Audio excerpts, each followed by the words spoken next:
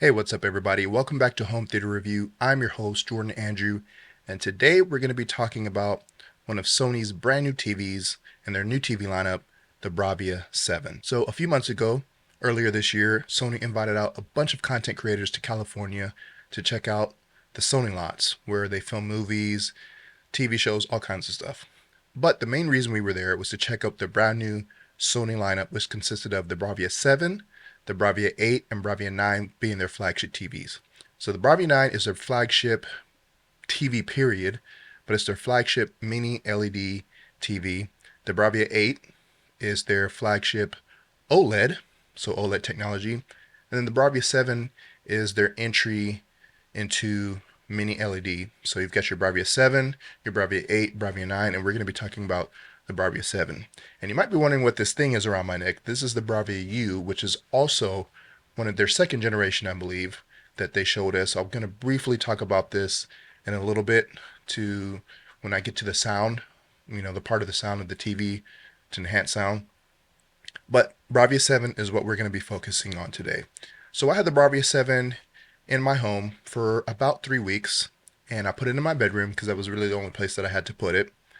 And yeah, I was very impressed with the BRAVIA 7. It's been probably nearly 10 years since I've had a new Sony TV in my home, and the BRAVIA 7 was a massive upgrade from the 50-inch Vizio TV that I have in my bedroom.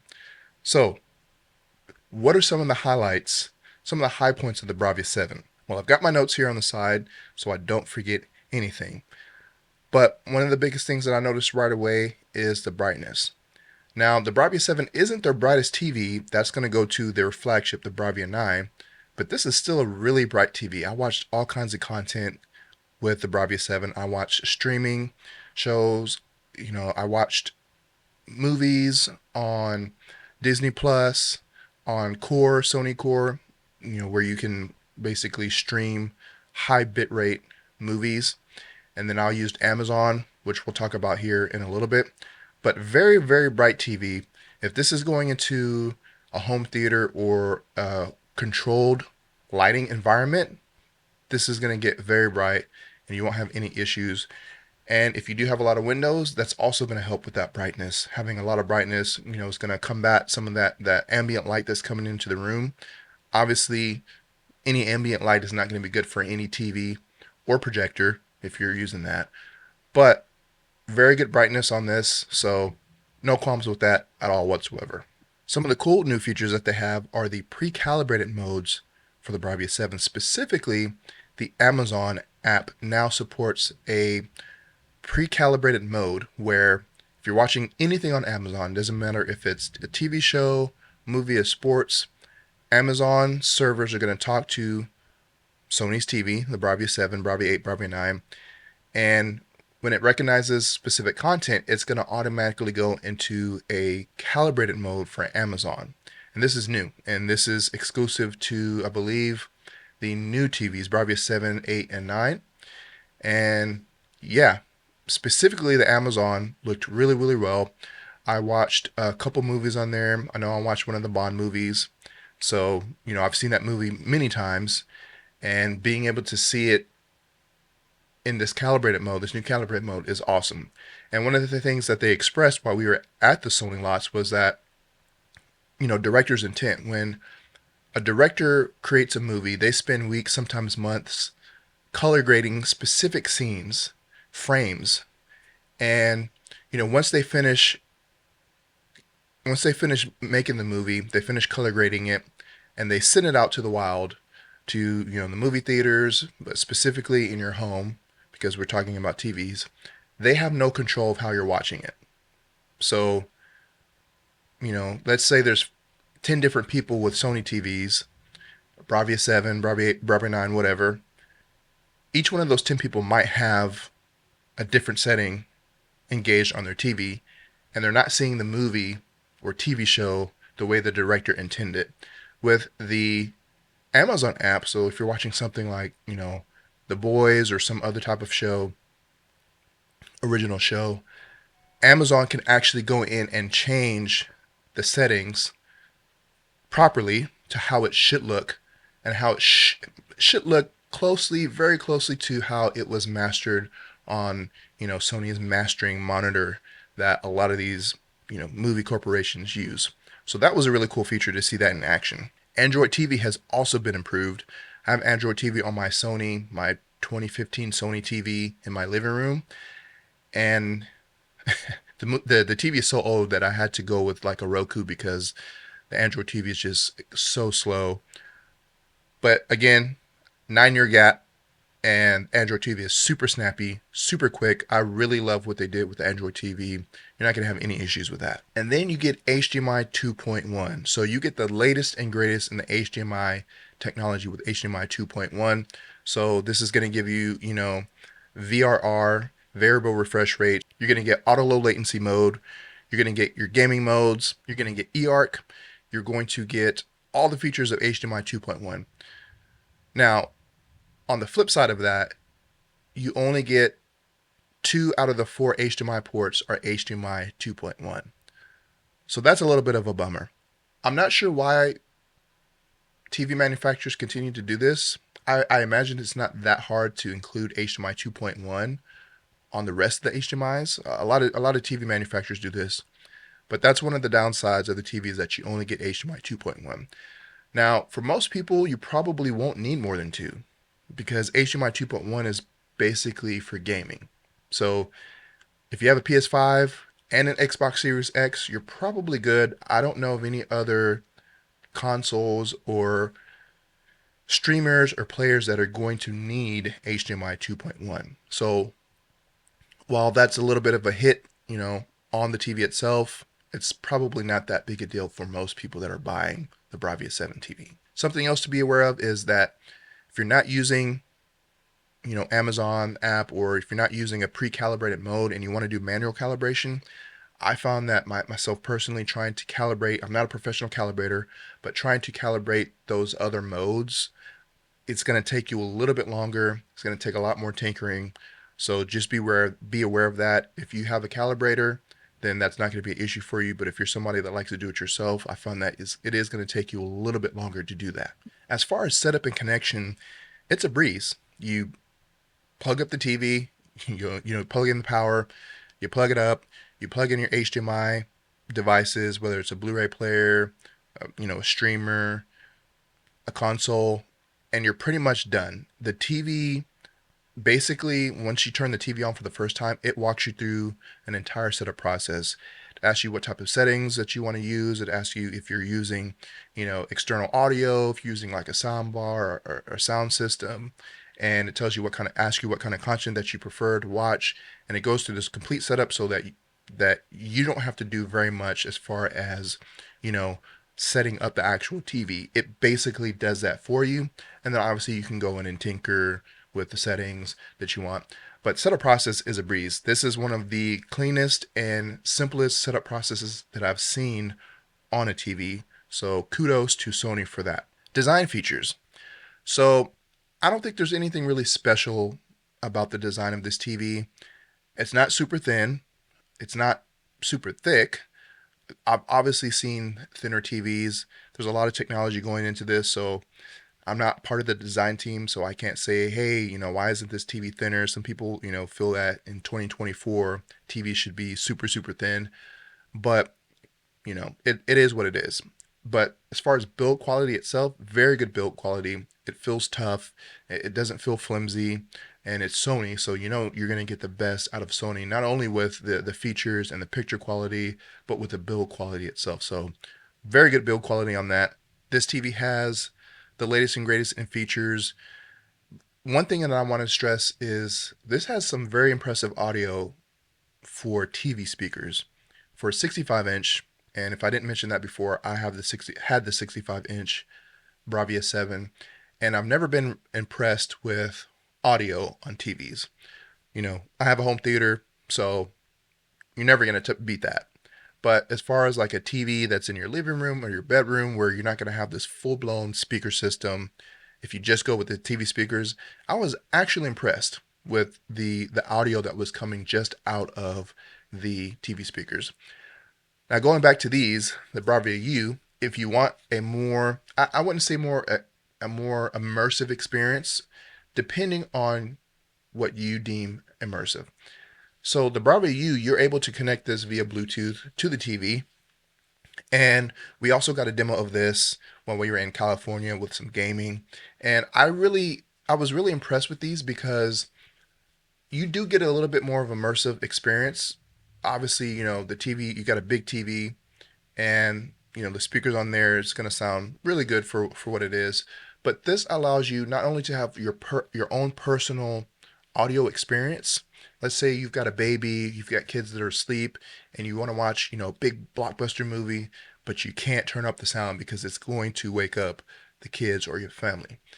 This allows you to have a personalized audio experience and expand the audio. And I have to say, when I was using this, I found myself looking around because my brain was being tricked. I know that there was only, you know, this sitting on my shoulders, but I was getting a little bit of an immersive experience. I wouldn't say it's like Dolby Atmos experience, but I could hear things that were above, beside me, where it really tricked my brain, and I really had to stop and think like, is this really coming from these little, speakers that are just sitting on my shoulder? So if you're somebody that, wants a little bit more of an experience, more personalized experience when you're watching TV on the Bravia 7, but again, you've got family, you've got friends, it's late at night, and you can't really blast the music or, the audio coming out of your TV, this is also an option that will give you a very, very good experience, especially watching movies that have a lot of immersive things. Obviously, it's not going to be like a full-blown surround sound experience, but this does an exceptional job of tricking your brain into thinking that there's more audio coming, around you. And I believe you can hook up a couple of these. So let's say you have, your wife or your husband, and you guys both have one of these. When we were in California, they had, I think, three of us sitting down, and we all had one of these sitting on our shoulders, and I couldn't hear the person's Bravia U next to me. So very good, well designed, very good engineered piece of tech that just adds to another element of Sony giving you those options for audio. Again, with this TV, you get HDMI 2.1, so all those features that I talked about earlier. But you also get Dolby Vision, you get IMAX enhanced, you get, those calibrated modes with Amazon, you get Bravia Core, which I checked that out as well. And I watched a few movies. I watched the new Venom movie, Venom Let There Be Carnage, and I watched Madam Web on there as well. And I checked out some other content on Sony Core. So one thing about Sony Core is you get that high bit rate. So you get a bit rate almost close to what Blu-ray gives you. So this is one of the only streaming services that allows you to view movies and content nearly almost at, you know, disc quality. And those movies were also in IMAX enhanced, so you get that expanded aspect ratio, really immersive experience. With Disney Plus, you also have IMAX enhanced. So I watched like Shang-Chi on there, and Disney Plus has all those movies, big catalog of their movies from the Marvel MCU that you can watch in that IMAX enhanced. So IMAX Enhanced is really cool. There's not a whole lot of products out on the market now. IMAX Enhanced just got released, I believe, a month or two ago. So if you get a Bravia 7, Bravia 8, Bravia 9, you're set. You pretty much get all the latest and greatest codecs, you know, video settings, like I said, Dolby Vision, Dolby Atmos. The TV does support Dolby Atmos, so HDMI 2.1 you get eARC. So if you're plugging this up to a sound bar or a sound system, you're going to have that audio. You're going to be able to feed that audio from your TV to your sound system and you're over, eARC, and you're going to be able to get your Dolby Atmos and stuff like that. So the Bravia 7 also supports smart settings and home automation. So if you're somebody like me who has invested in the Apple ecosystem, this does support HomeKit and AirPlay. So if you're somebody that likes to, watch stuff on your TV, and then you get home and you want to watch, the latest show, The Acolyte, Star Wars. You want to cast that to your TV. Obviously, you have Disney Plus app on your TV, so you may not do that. But if you're somebody that likes to stream content from your TV or from your phone to the TV, you can AirPlay, and it's simple. You select the TV on your phone. It's going to ask you for a pairing code. You type in that pairing code, and then you're good. You never have to do that again. And yeah, it was seamless. I did that a couple times. If you're somebody that wants a bigger image and you're just scrolling on your phone, maybe you're looking at Instagram, Facebook, something like that, you can cast that to the TV. And then if you have HomeKit, if you're somebody that has invested in HomeKit, you can do some of those features there with that as well. I can't talk to like Android and all those other services, Google, because I don't use those, but I believe Google is supported as well for the smart OS settings. And as far as the performance of this TV, zero issues. I've had a lot of TVs in my time. I've had Samsung, I've had Vizio, currently have Vizio in my bedroom. I have a 2015 BRAVIA TV, Sony in the living room. I've had LG, and it's been a while since I've had a new TV in the home. I believe 2015, or the Vizio is the latest TV that I bought maybe three years ago, not too long after I moved into my home. But this is by far the best TV that I've had. 65 inch, that's the biggest TV that I've had in my home.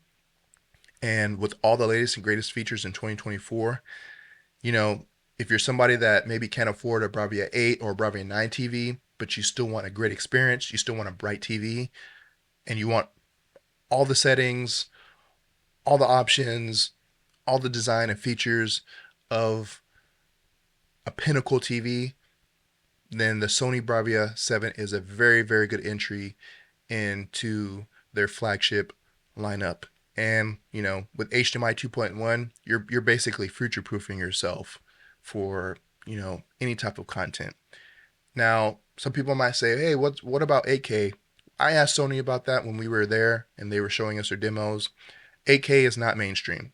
You might hear some people like, "Oh, there's 8K on YouTube," and that's not mainstream. So Sony themselves said that because 8K is not mainstream and there's not a lot of content, they're focusing on 4K and those other features like HDMI 2.1, IMAX Enhanced, Dolby Vision, Dolby Atmos, stuff like that. In the future, when 8K becomes mainstream, if it ever does, then Sony's going to bring it on that front. But yeah, this is a great TV, highly recommended by myself and Home Theater Review.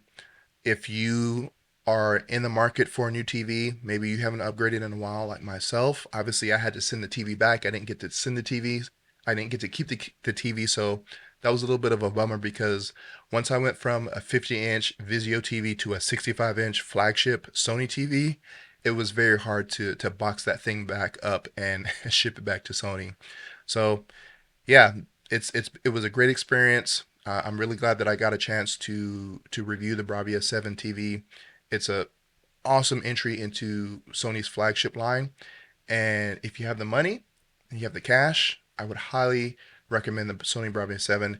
And then later on, if you feel like you want to upgrade to maybe their flagship OLED or their pinnacle flagship TV, the Bravia 9, with the brightest mini LED that you can buy, then you have all those options. So I want to thank you on behalf of Home Theater Review for watching this overview and review of the Bravia 7. Let us know down in the comments if you have the Bravia 7 or any of the other flagship TVs in their lineup, the Bravia 7, Bravia 8, Bravia 9, and we will see you in the next video.